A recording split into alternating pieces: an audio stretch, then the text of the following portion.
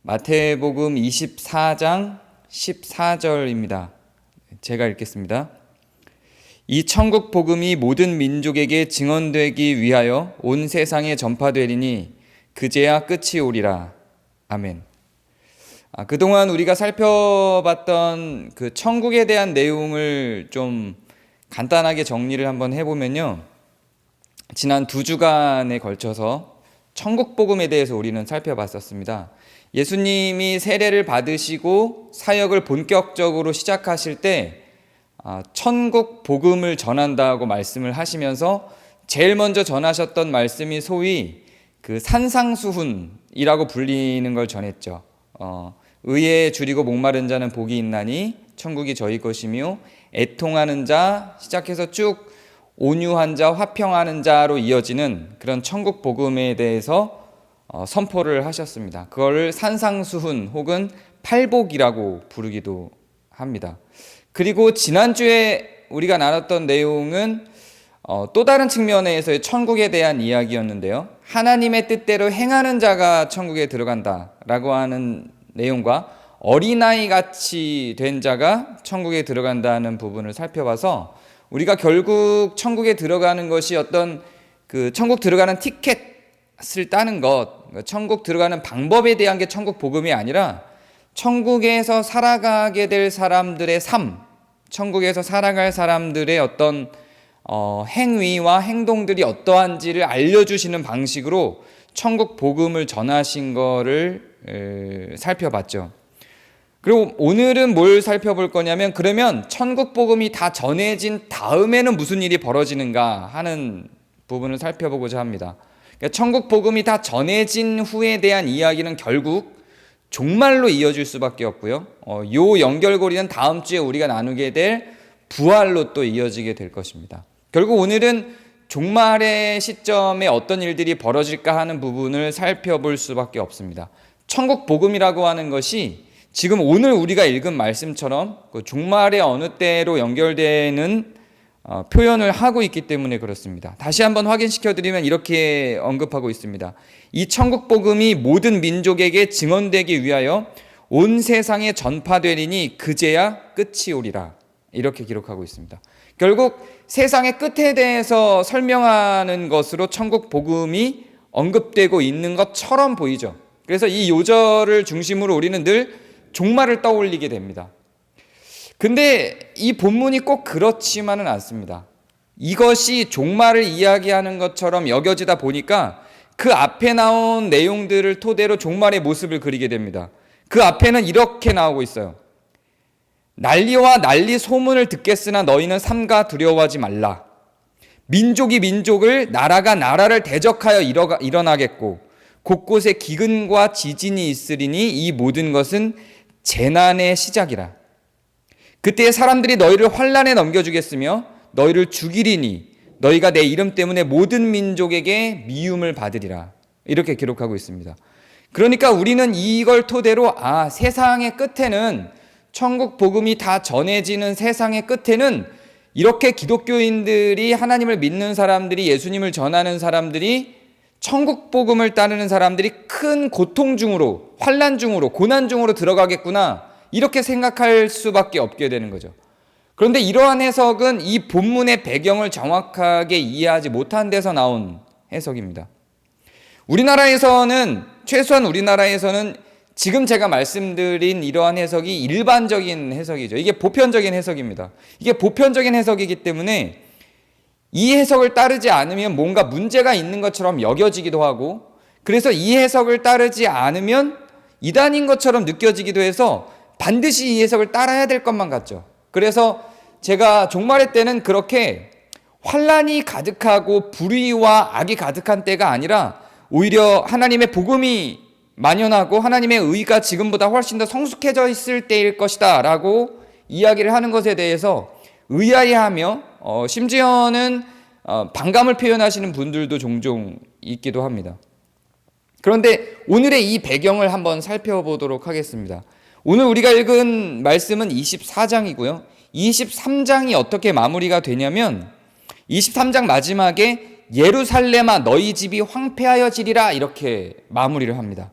23장이 예루살렘아 너희 집이 황폐하여 지리라 이렇게 마무리를 하면서 오늘 우리가 읽은 24장 14절 앞에 24장 1절을 보면 예수께서 성전에서 나와서 가실 때에 제자들이 성전 건물들을 가리켜 보이려고 나오니 이렇게 해요. 그러니까 예수님이 예루살렘 멸망할 거야 이렇게 선언하고 나오신 거예요. 23장에서. 그러니까 24장 시작할 때 제자들이 막 쫓아나오면서 예수님이 그 말을 하고 성전에서 나가시니까 제자들이 막 쫓아나오면서 성전 건물을 가리키고 성전을 보이려고 하는 거예요. 왜 제자들이 성전을 보이려고 했을까요? 뭐 여러 가지 상황이 있겠죠. 성전이 저렇게 멀쩡한데요, 저게 무너진다고요? 뭐 이런 여러 가지 생각과 표현들을 전하고 있었겠죠. 근데 예수님께서 대답하시죠. 제자들이 하려고 하는 말을 끊고 대답하시는 거예요. 그걸 가리켜 보이려고 하는데 예수님이 바로 말씀을 하십니다. 너희가 이 모든 것을 보지 못하느냐? 내가 진실로 너에게 이르노니 돌 하나도 돌 위에 남지 않고 다 무너지리라. 이렇게 이야기를 합니다. 여기에서 시작되는 말씀입니다. 여기에서 이제 순서가 이래요. 예루살렘 무너질 거야. 그리고 제자들이 와서 아니 선생님 지금 저 예루살렘 성이 하고 하면서 예루살렘 성을 보이려고 하니까 예수님이 말을 끊으시면서 이 모든 걸 보지 못하느냐? 진실로 돌 하나도 돌 위에 남지 않고 다 무너질 거야. 이렇게 말씀하신 거예요. 그러면서 시작되는 말입니다. 그러면 이게 종말에 대한 이야기일까요? 종말에 대한 이야기가 아니에요. 예루살렘이 무너질 것에 대한 이야기입니다. 예루살렘이 무너질 것에 대한 이야기라고 저는 생각합니다. 여기에 대한 해석이 두 가지가 있어요. 뭐가 있냐면 지금 제가 얘기한 것처럼 예루살렘이 무너질 것에 대한 예수님의 예언이라고 해석하시는 분들이 있고요. 또 다른 해석은 예수님이 본인을 가르쳐 이 예루살렘 성전이라고 말씀하신 적이 있어요. 요한복음 2장에 등장합니다. 이거보다 시점이 조금 더 앞서다고 주장하시는 분들도 있고 이게 그 시점이라고 이야기하시는 분들도 있어요. 어떤 해석이 맞는지는 사실 잘 몰라요. 지금 이거는 마태복음과 누가복음에 나온 장면이고 예루살렘 성전이 무너질 거야 라고 하는 말은 같지만 내가 그 성전이야, 내 몸이 그 성전이야 라고 표현하는 표현은 요한복음 2장에 나오거든요. 그러니까 이게 비슷한 맥락인 건 분명한데 같은 장면인지 서로 다른 장면인지에 대한 해석은 분분하기 때문에 거기에 대해서는 뭐 굳이 이게 맞다라고 할 수 없을 것 같아요. 서로 다른 성경이다 보니까. 어쨌든 비슷한 맥락이고 같은 장면이죠. 그래서 그 요한복음 2장을 근거로 어떤 학자들은 예수님이 다 무너질 거야, 예루살렘 성전이 다 무너질 거야 라고 했던 건 자기의 육체를 가리킨 거다. 요한복음 2장의 해석에 따라서 자기의 육체가 무너질 것, 즉 십자가에 못 박혀 돌아가실 걸 의미한 거다. 이렇게 해석하시는 분이 있어요. 그리고 다른 하나는 예루살렘 성전이 실제로 그 성전이 종말이 아니라 세상의 끝이 아니라 실제로 그 성전이 무너질 것에 대한 예수님의 예언이다라고 해석하시는 분이 있습니다. 그리고 예수님이 돌아가신 지 40년 후 그러니까 AD 70년에 실제로 예루살렘 성은 무너집니다. 예루살렘 성이 무너지면서 그때 정말로 이러한 현상들이 일어나요. 난리가 나요. 지진이 일어나고요. 그 예루살렘 성이 다 무너지면서 그때 110만 명이 죽습니다. 그리고 예루살렘에서 살아남은 사람은 9만 명밖에 안 돼요. 실제로 역사적인 기록입니다, 이게. 110만 명이 죽었다는 거는 이게 그 당시에 2000년 전 110만 명이라는 인구가 뭘 의미하는지 상상해 가시나요? 로마에 있는 인구가, 로마라는 도시에 있는 인구가 100만이었어요. 근데 예루살렘에서 110만이 죽습니다. 거의 한 나라가 멸망한 거예요. 어마어마한 환란이죠. 그때가 종교적인 행사가 있는 시기였고 그래서 아랍 각 지역에 이스라엘을 중심으로 한 흩어졌던 모든 유대인들이 다 몰려들고 예루살렘이 큰 축제와 행사로 가득했던 때이기 때문에 사람들이 그 안으로 다 몰려들었을 때입니다. 그래서 110만이 죽어요. 예수님은 이걸 의미하는 거였을 것이다 라고 해석하는 게 한 파트. 예수님 자신의 육체를 가리켜서 자신이 돌아가실 걸 의미하는 거였을 것이다 라고 하는 해석이 다른 한쪽입니다. 이 두 가지 해석이 주류의 해석이에요. 우리나라에서 보편적인 주장으로서는 여기가 정말로 마지막 때의 기독교인들의 핍박에 대한 것이라고 해석하는 게 우리나라의 보편적 해석인데 그건 우리나라의 보편적 해석입니다. 세계적인 학자들의 보편적 해석은 제가 설명한 이 두 가지예요. 예루살렘 성이 무너질 것이다. 예수님의 육체를 가리켜 예수님이 십자가에 못 박혀 돌아가신 것을 의미하는 것일 것이다. 이 두 가지입니다. 저는 이 두 개 다 타당할 수 있다고 생각합니다. 요한복음 2장의 근거도 있고 실제로 역사 속에서 AD 70년에 서기 70년에 예루살렘이 여기서 표현한 것과 거의 동일하게 무너졌고, 그렇다면 이 두 개의 어느 쪽을 선택해도 괜찮을 것이고 예수님이 이중적인 표현으로 말씀하셨을 가능성도 없지는 않겠다라는 생각이 저는 듭니다. 그래서 이 둘 중에 하나를 고른다면, 혹은 이 두 개의 다를 마태복음 24장의 해석으로 받아들인다면 전 큰 무리는 없을 거라는 생각이 들어요. 그런데 그거는 제 해석이고 그냥 세계적인 보편성, 특히 유럽을 중심으로 한 세계 신학자들의 보편적 해석인 거죠. 주석에 그냥 그렇게 기록이 되니까요. 근데 우리가 알고 있는 이 장면이 종말의 때일 것이라고 하는 해석은 어디서 나왔을까요? 그거는 미국의 60% 정도의 신학의 흐름을 자리 잡고 있는 세대주의라고 하는 그 신학파가 있어요. 다른 말로 그 세대주의자들은 스스로를 가리켜 근본주의자라고 표현하기도 합니다. 문자 해석을 하는 사람들이죠. 그분들에게서 나온 이야기들입니다. 그분들이 이런 해석을 했고 한국에 있는 많은 목사님들이 미국에 가서 신학을 하고 오다 보니까 그런 종말론, 세대주의적 종말론을 갖고 들어와서 이 본문이 그렇게 종말에 관한 이야기로만 치부돼서 해석이 될 수밖에 없는 구조가 된 겁니다. 근데 그럼 그 세대주의 학자들은 뭘 근거로 그렇게 주장을 했을까요? 3절에 나오는 이야기입니다. 3절에 보면 이렇게 나오죠. 세상 끝에는 무슨 징조가 있사오리까? 이렇게 질문합니다. 그러니까 세상 끝에는 무슨 징조가 있사오리까 하고 나온 대답이기 때문에 이건 세상 끝에 대한 이야기다라고 그 세대주의자들은 해석을 하는 겁니다. 즉 미국의 신학자들, 우리나라의 대부분의 목사님들과 선교사님들은 그렇게 해석을 하는 거죠. 3절에서 제자들이 세상 끝에 무슨 징조가 있사오리까 하고 질문했기 때문에 이건 세상 끝에 대한 이야기다라고 생각을 하는 겁니다. 그런데 예수님은 여기서 세상 끝이라고 말씀을 하지 않으셨거든요. 오히려 예수님은 뭐라고 말씀하시냐면 걱정할 거 없다 이렇게 대답을 합니다. 4절에 뭐라고 세상 끝에 무슨 징조가 있사오리까 라고 제자들이 질문한 이유는 예루살렘이 무너진다니까, 하나님의 집이 무너진다니까, 하나님이 건축하셨다고 믿어 의심치 않는 바로 그 건물이 무너진다고 하니까 이들은 자연스럽게 그걸 세상 끝으로 받아들입니다.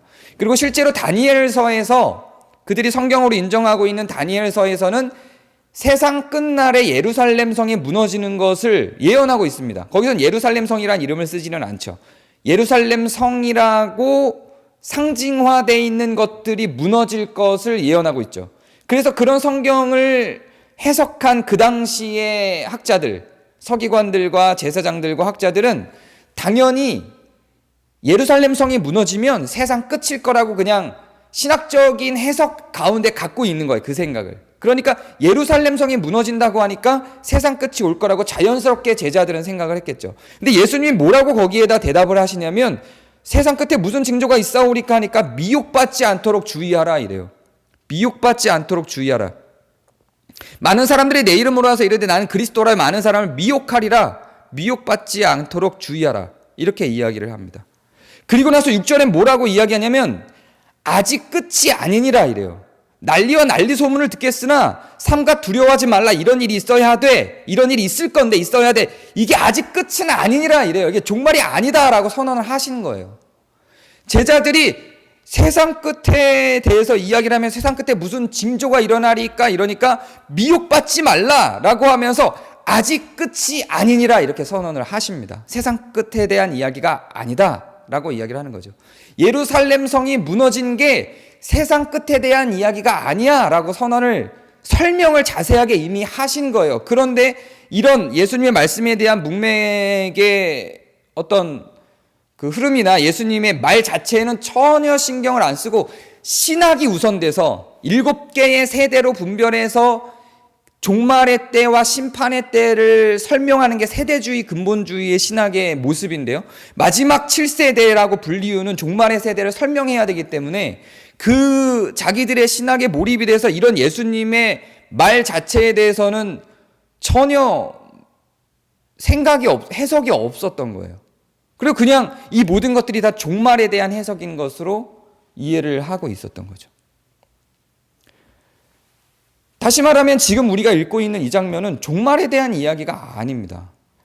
난리에 난리가 날 거고, 민족이 민족을, 나라가 나라가 대적하여 일어날 거고, 재난이 시작될 거고, 환란이 있어서 너희들이 넘겨질 것이다 라고 하는 건 그 당시의 이야기예요. 예수님이 돌아가셨을 그 당시이든, 예수님이 돌아가신 그 당시에도 이런 일이 일어났죠. 난리가 나고 사람들이 다 기독교인들을 잡아갔죠. 또 예루살렘 성이 무너졌던 그 당시, 기독교가 형성이 되고 기독교가 전파되기 시작하면서 로마로부터 핍박이 오면서 이런 일들이 일어났어요. 그때를 설명하고 있다고 생각하는 게 훨씬 더 설득력이 있을 뿐만 아니라, 이건 설득력을 떠나서 그냥 예수님이 하신 말씀이잖아요. 미혹되지 말라, 아직 끝이 아니라라고 이야기를 했으니까. 제자들이 세상 끝의 징조를 물어보니까 미혹되지 말라, 아직 끝이 아니냐라고 설명을 했는데, 여기다가 무슨 말을 더할 필요가 있을까요? 그리고 14절, 우리가 읽은 14절로 옵니다. 그리고 나서 이 천국 복음이 모든 민족에게 증언되기 위하여 온 세상에 전파되리니 그제야 끝이 오리라, 이렇게 나옵니다. 그러면 끝이 오는 시점은, 끝이 올 때의 상황은 어떤 상황이냐면 천국 복음이 온 세상에 전파되는 시점이에요. 자, 그럼 한번 생각해 볼까요? 천국 복음이 온 세상에 전파됐어요. 그러면 그냥 예수님의 말씀도 너무나도 명료하게 아직 끝이 아니니라라고 선언을 하셨지만, 그럼에도 불구하고 막 주장을 한다면 논리적으로 한번 생각을 해보잔 말이죠. 천국 복음이 세상 끝까지 전해졌어요. 그러면 그 복음이 정말로 힘이 있고 변화가 있다면, 천국 복음이 세상 모든 민족에게 증언이 돼서 세상 끝까지 전파가 됐는데, 근데 왜 더 악해지죠, 세상은? 그게 이상하잖아요. 더군다나 우리가 앞에 살펴본 바 이 천국 복음이라고 하는 게 뭐죠? 천국 복음이라고 하는 게 너희들은 다 지옥 가고 우리는 천국 가라고 하는 선민 사상이 아니란 말이에요. 그 세대주의자들, 근본주의자들이 주장하는 것처럼 천국 복음이라고 하는 건 다 천국 가고 다 지옥 가고 우리만 천국 가는 거야, 이 주장이 아니란 말이에요. 우리가 앞선 2주간 살펴본 것처럼 천국 복음이란 의에 줄이고 목마르는 거예요. 그런 삶을 사는 거예요. 애통한 삶을 사는 거죠. 온유한 삶을 사는 거고요. 화평케 하면서 살아가는 거고요. 그게 천국 복음이라고요. 하나님의 뜻대로 행하는 삶을 살아가는 것. 어린아이와 같이 다른 사람들과 공동체적 삶을 누리면서 살아가는 것. 이런 것들이 천국 복음이란 말이죠. 이게 천국 복음이라고 앞에서 쭉 예수님이 설명을 하신 다음에 천국 복음이 모든 민족에게 증언되기 위하여 온 세상에 전파된다고 했으면, 그럼 뭐가 전파되는 걸까요? 이게 전파되는 거겠죠. 물론 하나님의 뜻대로 행하는 것이기 때문에 자꾸 이렇게 얘기하면 행위를 강조하고 하나님을 뺀다고 자꾸 얘기하는데, 그렇지 않아요. 이 행위의 의의 완전성은 하나님이 없이는 설명될 수가 없어요. 행위에 대한 법적 기준은 시대별로 늘 지역별로 나라별로 바뀌기 때문에 기독교인들에게 있어서 행위의 기준은 하나님의 의로움과 하나님의 화평케 하심이죠. 하나님의 사랑이죠. 그리고 당연히 하나님이 빠질 수가 없어요. 하나님이 무엇을 행하셨는지, 예수님께서 내가 너희에게 한 것처럼 너희도 서로 사랑하라고 하셨을 때, 예수님이 우리에게 한 것을 알지 못하면 우리가 사랑할 수 있는 방법도 모르는 것이기 되기 때문에 당연히 예수님을 배우는 거예요. 당연히 예수님을 경배하는 거고요. 당연히 예수님을 믿는 거고요. 그건 너무나도 당연한 전제 조건인 것이고, 여기서 말하는 천국 복음이라고 하는 것은 그것을 전제로 한 천국 시민으로서, 천국 백성으로서 살아갈 그런 자세와 삶의 모양들인 거죠. 그게 전파된다고요.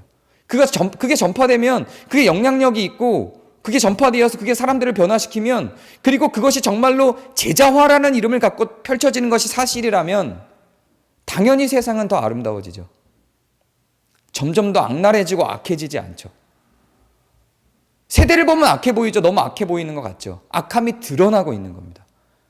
이거는 개인의 성화와 같아요. 우리가 점점 악해지는, 그리스도를 믿으면서 종교 생활을 하면서, 신앙생활을 하면서, 하나님 앞으로 나아가면서, 하나님과 친숙해지면서, 하나님 말씀을 가까이 하면서 우리는 점점 악해지나요? 점점 선해지죠.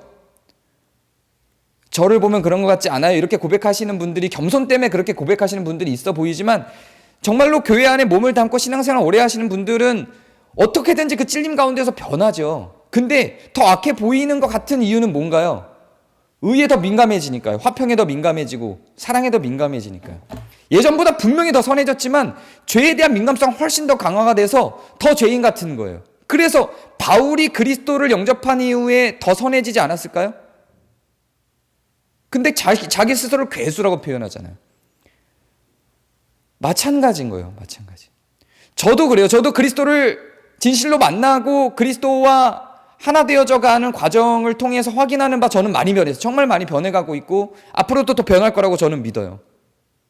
그러나 내 안을 들여다보면, 내 자신을 들여다보는 그 죄의 속성은 미치죠. 점점 더 미치죠. 옛날에 내가 착한 줄 알았는데 살아가면 살아갈수록 그리스도를 알면 알수록 점점 더 미치죠. 너무너무 악랄한 것 같아 보이죠. 세상도 그런 거예요. 세상도. 이제는 죄가 점점 더 드러날 뿐이지 정말로 세상이 100년 전보다 1000년 전보다 악한가요? 그렇지 않다니까요. 계속 얘기하잖아요. 이 자본주의가 악하죠. 사람을 굉장히 악하게 만들어요. 노예제도가 있었던 시대보다 악한가요? 그렇지 않죠. 굴곡은 있을지 몰라도 점점 세상은 선해져 가고 있어요. 천국 복음이 전해지고 있거든요. 그런데 제가 해석한 이 14절에 대한 세상은 점점 의로워질 거라고 하는 그 해석은 계시록 가면 사실은 점점 훨씬 더 명료해져요. 그 해석이 아닐 것 같은 느낌이 15절부터 또다시 나타나요.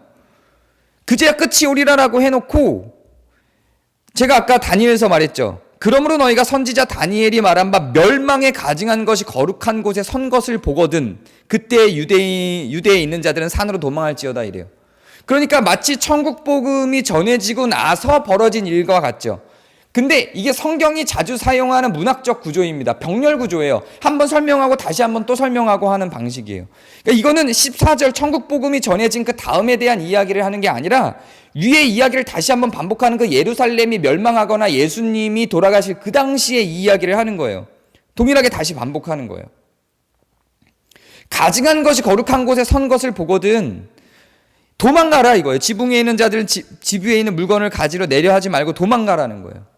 그 이야기를 하고 있는 거예요. 다시 위에서 조심시키고 난리가 날 거야, 환란이 있을 거야 라고 하는 말, 그리고 나서 천국 복음이 끝까지 전해지면 그때서야 끝이야, 그 전엔 끝이 아니야 라고 했던 그 설명을 다시 한번 하는 거죠.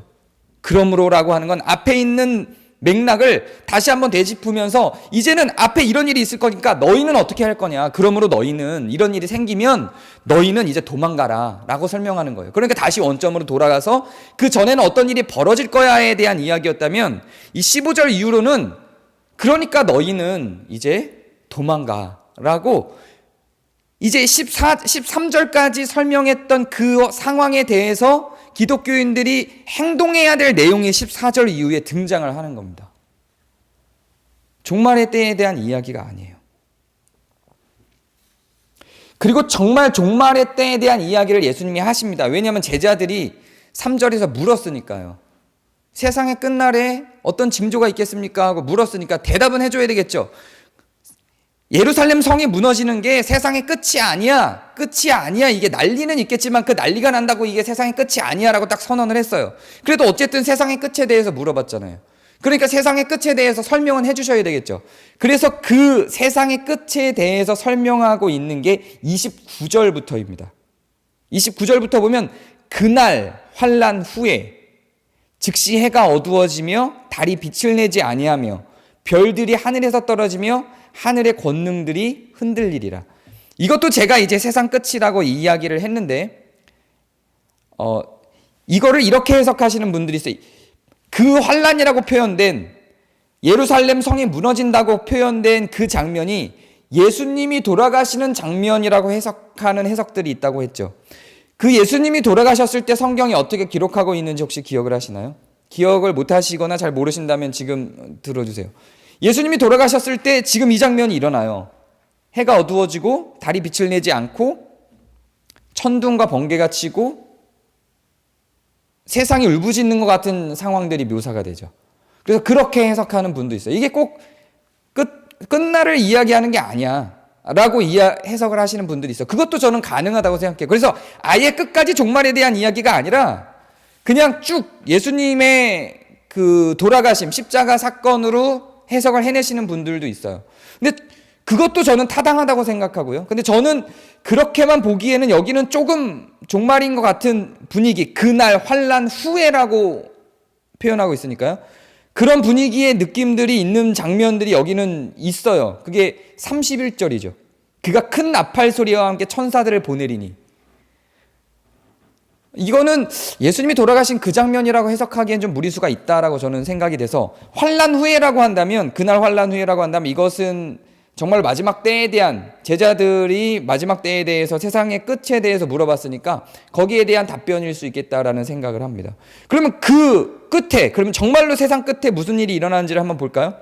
그때에 인자의 징조가 하늘에서 보이겠고 그때에 땅의 모든 족속들이 통곡하며 그들이 인자가 구름을 타고 능력과 큰 영광으로 오는 것을 보리라. 영광이죠. 영광이죠. 그가 큰 나팔 소리와 함께 천사들을 보내리니 그들이 그의 택하신 자들 하늘 이 끝에서 저 끝까지 사방에서 모으리라. 이것도 다 상징으로 해석하시는 분들도 있는데, 저는 상징으로 해석해도 뭐 큰 무리는 어쨌든 이런 일들은 벌어지는 거니까 어떤 형태로 이루어지는지 간에 이런 영광의 장면들이라는 얘기죠. 저는 실제로 해석하는 편이에요. 이 장면들을. 예수님 말씀들을 비유라고 말씀하시지 않는 한 저는 상징화시키지 않고 그대로 다 그냥 해석을 하는 편입니다. 저는 진짜로 이런 일들이 일어날 거라고 생각해요. 이게 종말에 대한 이야기예요. 영광스러운 장면들이죠. 종말의 때에 지금 우리가 두려움에 떨었던 그런 상황들이 아니라 지금 여기서 보고 있는 이 장면처럼 영광스러운 장면이 우리를 맞이하게 돼요. 세상의 끝에. 세상이 완성되는 거거든요. 하나님이 의를 발전시키고 의를 이 세상에 충만하게 하시기를 바라셨단 말이에요. 그래서 에베소서에 보면 교회의 목적을 뭐라고 이야기하냐면, 제가 계속 교회론에 대해서 이야기할 때마다 말씀드린 것처럼 그리스도의 이름으로 온 세상에 충만해지는 게 하나님이 그리스도를 보내시고 그리스도가 십자가에 못 박혀 돌아가신 이유예요. 그렇다면 그게 이루어지겠죠. 그리스도가 온 세상에 충만해지는 게 이루어지겠죠. 그래야 맞는 거죠. 점점 완악해지고 점점 타락하고 악으로만 관영해서 의라고는 발견할 수 없는 곳으로 몰아가서 의가 발디딜 틈이 없는 곳으로 가는 게 아니라 그리스도의 이름으로 충만해진다고 에베소서가 기록하고 있잖아요. 그걸 위해서 교회가 달려가고 있다고 이야기를 하고 있고요. 그걸 위해서 아직 종말이 안 오고 성도들이 남아있는 거거든요. 만약에 세상이 완악해지는 시점이 종말의 시점이라고 가정을 한다면 벌써 종말은 몇 번 왔어야 되지 않을까요? 우리가 의를 향해서 달려가기 때문에 아직 희망을 갖고 성도들이 남아서 할 일이 있는 거겠죠. 그래야 교회에 대한 소명과 사명이 남아있는 거겠죠.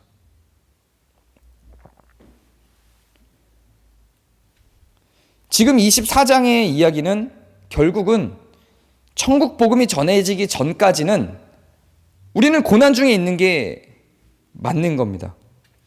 세상의 끝의 현상은 이렇게 환난과 재난이 있는 그런 상황이 아니라 천국 복음이 땅끝까지 전해져서 의에 목마르고 애통하고 온유하고 화평한 것들이 다 땅끝까지 전해져서 이제는 의가 무엇인지, 온유가 무엇인지, 화평이 무엇인지, 하나님이 원하시는 행위가 무엇인지를 온 세상에 알게 됐을 때, 그때 오는 거예요. 그때.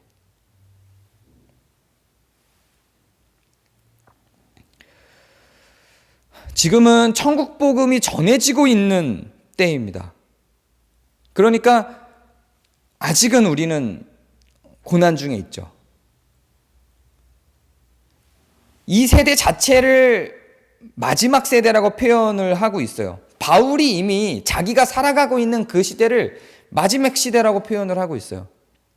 그 말이 세대주의자들이 인용해서 지금은 마지막 세대라고 그들도 표현을 하면서 지금이 환난기라고 이야기를 하지만, 바울의 표현은 그러한 의미가 아니에요. 예수님의 이 말씀들을 바울도 그대로 해석을 했죠. 오해의 여지가 있는 부분들이 분명히 있다고 생각하고 그들이 갖고 있는 해석의 틀로 그 맥락이 없이 몇몇 요절들만 뽑아냈기 때문에 세대주의가 그러한 마지막 때의 환난의 시기와 난리에 대한 소문을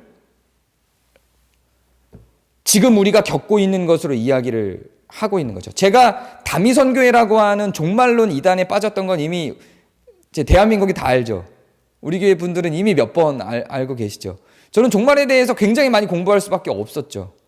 근데 그 다미성교에서 주장하고 다미성교의 사람들이 막 몰렸을 때 어떤 일이 벌어졌었나요? 그때가 걸프전, 이라크하고 이란이 막 싸우고 걸프전 전쟁이 일어나고 이랬을 때였어요.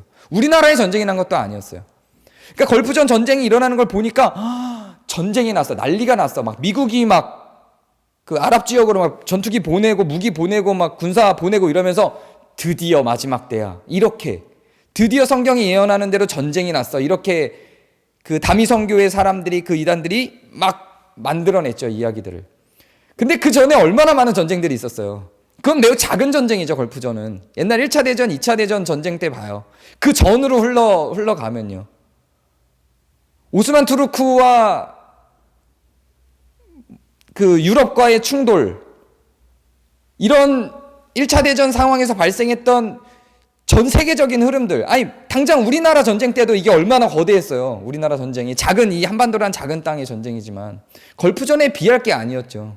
그 거대했던 전쟁들이 과거에 있었는데 그 걸프전 하나 때문에 난리의 소식이라고 생각을 한 거죠. 지금도 여기저기서 난리의 소식들이 나오죠. 그 난리의 소식들을 보면서 또 종말이야 계속 이야기하죠.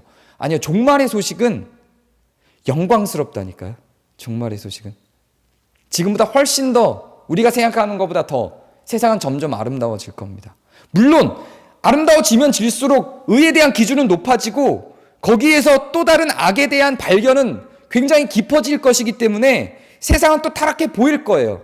마치 우리가 성화되면 성화될수록 점점 더 악에 민감해지는 것처럼 그렇게 될 거라고요. 그러나 객관적인 절대적 기준으로 보면 과거보다 미래는 훨씬 더 의에 있어서 영광스러운 날들이 다가오게 될 것입니다. 그것이 아니면 우리는 성도로서, 교회로서 희망을 갖고 살아갈 힘을 내기가 너무 어렵죠. 그리스도의 이름으로 온 세상에 충만해질 그날, 천국 복음으로 온 세상에 충만해질 그날을 저는 굉장히 기대하고 그립니다. 그게 몇백 년 후가 될지 몇천 년 후가 될지 모르겠어요.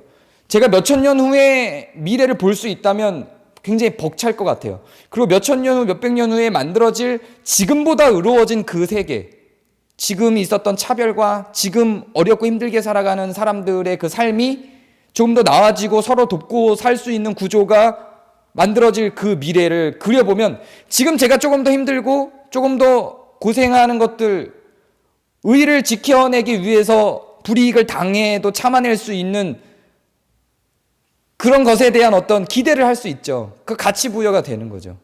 그게 아니면 정말로 천국 외에는 아무런 소망이 없는 거잖아요. 천국 외에는. 그게 천국이라니까요. 우리는 이미 온 천국을 이야기하잖아요. 이미 온 천국을 이야기하고 이 땅에서 천국을 만들어갈 것을 이야기하죠. 이 종말론을 제외한 다른 신학은 전부 점점 더 의로워질, 그리스도의 이름은 충만해질 세상을 향해서 달려가고 그걸 목표하고 있어요. 그런데 이상하게 그렇게 계속 의로워지는 세상을 꿈꾸다가 한국에서는 마지막 종말로만 딱 악해지거든요. 그럴 수가 없다니까요. 성경의 종말의 때가 완악해질 것처럼 그리고 있는 대부분의 본문들도 지금 제가 해석한 것처럼 오류가 있어요. 해석의 오류가 굉장히 많아요. 그래서 조금 더 문맥적으로 앞뒤를 잘 살펴보고 한두 절만 보는 게 아니라 한두 절만 보면은 정말로 종말이 올 것 같죠. 난리 소문을 듣겠다. 올 것 같죠. 근데 그 뒤에 난리와 난리 소문을 듣겠다 해서 끝나는 게 아니라 난리와 난리 소문을 듣겠으나 이게 끝이 아니야라고 얘기하시는 이런 전체적인 문맥들을, 그리고 이 말이 왜 나왔는지, 어디서 나왔는지, 어떤 과정에서 나왔는지 살펴보면 그렇게 막 종말의 때로 막 몰아가는 세대주의적인, 근본주의적인 종말론이 거짓된 것임을 많이 발견해낼 수가 있습니다. 우리는 의를 향해서 세상이 이루어질 걸 기대하고 걸어가는 사람들입니다. 그리고 그 기대는 지금 당장 우리 눈에 보이지는 않지만 전체적인 그림으로 세대 전체를 포괄하고 1000년을 기준으로, 2000년을 기준으로 바라보면 점점 이루어지고 있어요. 그걸 기대하고 우리의 의를 향한 발걸음으로 인한 희생과 헌신이 다음 세대를 조금 더 밝게 의롭게 만들어내고 있다. 그리고 천국 복음이 전해지면서 세상이 조금 더 밝아지고 있다라고 하는, 그래서 그리스도의 이름이 온 세상으로 충만해져 가고 있다라고 하는 위로를 가지시기 바랍니다. 아무런 무의미하게, 아무런 의미 없이 그렇게 우리의 희생과 헌신과 행위들이 쓰잘데기 없이 흩어져 버리고 소멸되어 버리는 것이 아니라 이 세상을 완성시키고 그리스도의 도가 교회를 통하여서 온 세상에 충만해지기는 그 걸음에 일조를 하고 있다라고 하는 위로를 갖고 오늘의 우리의 희생과 헌신 가운데 서로 의미부여하면서 서로 힘을 붙돋아주면서 같이 걸어가는 공동체가 되주시기를 바랍니다. 그리고 다음 주에는 이제 요 다음 장면이 이제 부활의 장면인데요. 그리스도가 의가 완성되고 복음이 땅까지 전해져서 그리스도가 오시면 일어날 일이 이제 부활이죠. 그 부활에 대해서 그것이 얼마나 우리에게 큰 영광이고 왜 바울이 그렇게 부활에 대해서 여러 차례 강조를 했는지 우리가 살펴보도록 하겠습니다. 제가 기도하겠습니다. 은혜 하나님께 영광 올려드립니다. 우리의 종말은 암울하고 퇴폐적이지 아니하고 그리스도의 이름으로 충만하며 하나님의 영광이 가득한 천국 복음이 땅끝까지 전해진 영광스러운 날들이 될 것을 기대합니다. 그 날을 기대하며 오늘 우리는 더 사랑하고 더 의로우며 더 희생하고 더 헌신함으로 우리의 자녀들이 또 그 자녀들이 누릴 세대에서는 조금 더 차별이 없고 조금 더 서로 사랑할 수 있는 세계가 그런 세대가 그런 세상이 될 수 있도록 주님 인도해 주시옵소서. 그리고 오늘의 우리의 발걸음 가운데 묻어나는 그 희생과 헌신들이 우리를 더 기쁘게 하고 다음 세대를 더 밝게 만들 수 있도록 인도해 주시옵소서. 우리 구주 예수 그리스도의 이름으로 기도합니다.